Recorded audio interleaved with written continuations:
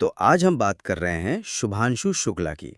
वो हाल ही में अंतर्राष्ट्रीय अंतरिक्ष स्टेशन मतलब आईएसएस से लौटे हैं। हाँ, 18 दिन बिताकर। पूरे 18 दिन। हमारे पास इस पर बीबीसी न्यूज़ हिंदी का एक लेख है, तो सोचा कि इसी के आधार पर ज़रा गहराई से बात करते हैं इस सफ़र के बारे में। हाँ, बिल्कुल। ये सफ़र मतलब ऐतिहासिक था। राकेश शर्मा जी जो 1984 में गए थे, हाँ, काफी पहले। उनके बाद शुभांशु शुक्ला दूसरे भारतीय बने अंतरिक्ष जाने वाले, और आईएसएस पहुंचने वाले तो पहले भारतीय हैं। बिल्कुल सही। ये बहुत बड़ी बात है। और उन्होंने राकेश शर्मा जी की वो बात दोहराई कि अंतरिक्ष से भारत अब भी सारे जहां से अच्छा दिखता है। हम्म। लेकिन साथ में ये भी कहा कि आज का भारत अंतरिक्ष से ज्यादा महत्वाकांक्षी, निडर और आत्मविश्वासी नजर आता है। ये दिलचस्प है। मतलब नजरिया थोड़ा बदला हुआ। हाँ। अच्छा, ये कौन सा मिशन था? ये एक्सियम 4 मिशन का हिस्सा थे। एक्सियम 4। आयोजित करती है। ये 25 जून को फ्लोरिडा से रवाना हुआ था और अगले ही दिन 26 जून को आईएसएस पहुंच गया। अच्छा। उनके साथ कमांडर पेगी विटसन थी, जो जानी मानी एस्ट्रोनॉट है, और 2 और मिशन स्पेशलिस्ट भी थे। तो पूरी टीम थी और 18 दिन आईएसएस पर। जरा सोचिए वो अनुभव, हर दिन 16 सूर्योदय और 16 सूर्यास्त देखना। कमाल है ना, क्योंकि स्टेशन इतनी तेजी से चक्कर लगा रहा है पृथ्वी का, करीब 400 किलोमीटर ऊपर। हाँ, 28,000 किलोमीटर प्रति घंटे की रफ्तार से। बिल्कुल। लेख में उनके विदाई समारोह का भी जिक्र था। काफी भावुक माहौल था। होना ही था।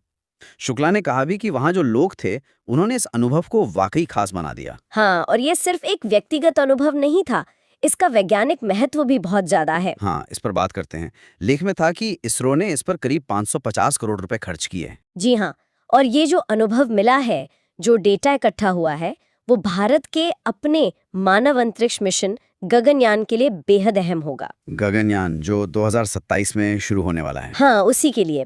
ये एक तरह से उसकी तैयारी का हिस्सा है। अच्छा, तो ये एक तरह से इन्वेस्टमेंट था गगनयान के लिए। वहाँ क्या-क्या प्रयोग किए गए, कुछ खास? कई सारे अहम प्रयोग हुए।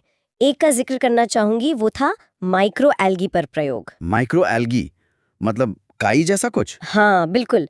ये भविष्य के अंतरिक्ष मिशनों के लिए खाना, ऑक्सीजन और यहाँ तक के बायोफ्यूल का जरिया बन सकते हैं। अरे वाह, मतलब स्पेस में सेल्फ सफिशिएंसी। हाँ, उसी दिशा में एक कदम।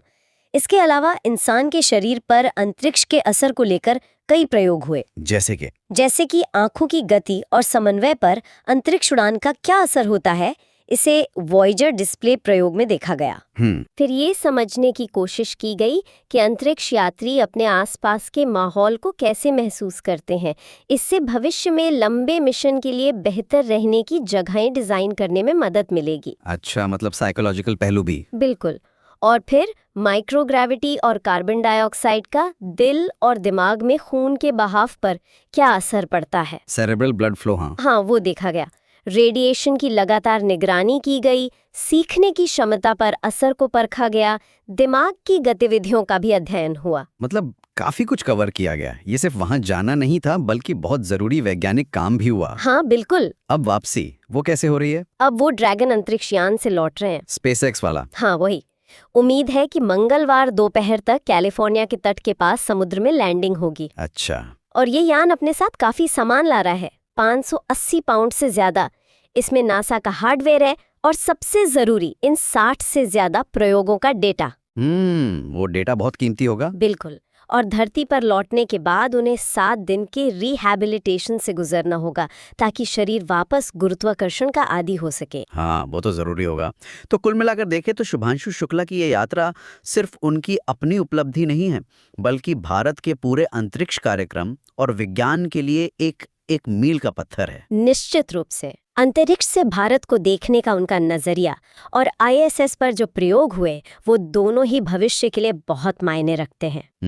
ये प्रयोग, चाहे वो माइक्रो एल्गी वाले हों या मानव शरीर पर अंतरिक्ष के असर को समझने वाले, ये न सिर्फ गगनयान जैसे मिशन की नींव रखेंगे, बल्कि इनके नतीजे यहाँ पृथ्वी पर भी काम आ सकते हैं। पृथ्वी पर कैसे? जैसे मेडिकल क्षेत्र में। अगर हम ये समझ पाते हैं कि माइक्रोग्रेविटी में दिल या दिमाग कैसे काम करते हैं, तो शायद धरती पर इनसे जुड़ी बीमारियों के इलाज में कोई नई दिशा मिल जाए। हाँ, ये तो है। शरीर विज्ञान की एक अलग लैब मिल गई जैसे। बिल्कुल। यहाँ एक और बात दिमाग में आ रही है। आपने बताया कि एक प्रयोग ये समझने के लिए था कि अंतरिक्ष यात्री अपने माहौल को कैसे महसूस करते हैं, ताकि लंबे मिशन के लिए बेहतर जगह बने। हाँ। तो क्या ऐसा हो सकता है कि अंतरिक्ष जैसे इतने मुश्किल माहौल के लिए जो डिजाइनिंग के सिद्धांत निकलेंगे वो यहाँ धरती पर हमारे अपने रहने की जगहों को बेहतर बनाने में, शायद हमारे मानसिक स्वास्थ्य के लिए बेहतर माहौल बनाने में भी मदद कर सकें? ये बहुत दिलचस्प सवाल है। बिल्कुल हो सकता है।